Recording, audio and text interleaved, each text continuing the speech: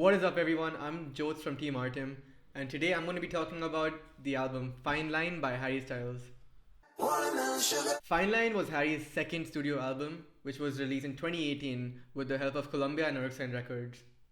The album captures various tones such as the breakup, happiness, and regret kind of vibe, which we all relate to, and it does a really good job at that too.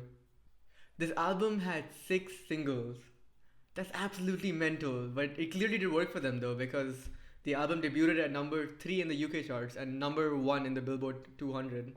I especially enjoyed hearing all of the different influences that were shown in this album, especially Freddie Mercury's vocals, which were seen in all the tracks, such as Golden, Watermelon Sugar, Treat People with Kindness, especially. And they were so beautiful, they were such well done.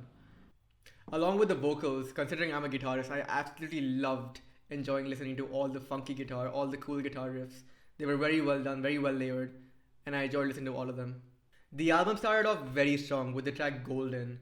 It was almost an indie pop kind of a song, but it was really good all by itself. It was a really strong start to the album, really gave us a direction to look at, and it was a great track all by itself.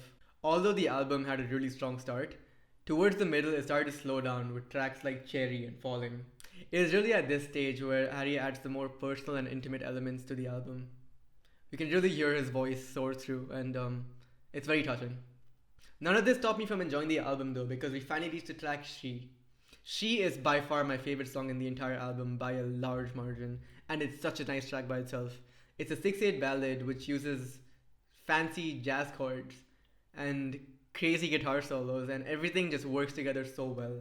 In this track, you can hear all of the instruments get along and they all share the same burst of emotions. You can hear all of the desperation and all of the regret through the instruments themselves, along with his singing. All of this ended with a beautiful guitar solo with a nice, juicy guitar tone, and that just makes the song for me. After this track, the album takes a happier approach, and it finally ends with the song Fine Line. Fine Line was a slow paced song where we revisited Harry's desperate side, but this time with a touch of maturity.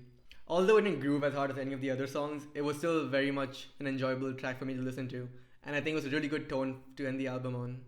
There was absolutely no way that I could end this review without talking about Watermelon Sugar. I really want you to understand that there was a point in my life where I wouldn't be caught dead listening to Watermelon Sugar. I thought it was the most disgusting, overplayed song to ever exist. It was only when I was listening to this album on repeat that I really did find that Watermelon Sugar is a pretty good song. It's groovy, it has great vocals, it has funky drums, funky guitars. It does all the things. It's a good song. The interplay between the various guitar layers in this track are very nice, very catchy, very groovy. And even the horns which come in the final section, the final chorus, they have such a grand sound to them, and they're really enjoyable to listen to. That's all I can say. Furthermore, it being the second song in the album really did set a good tone and set a good mood for the rest of the songs that follow. So here are some of my final thoughts on the album. I thought it had great guitars, great production, great singing, incredibly great singing. I hate to say that, but it's really true. And I enjoy listening to it a lot.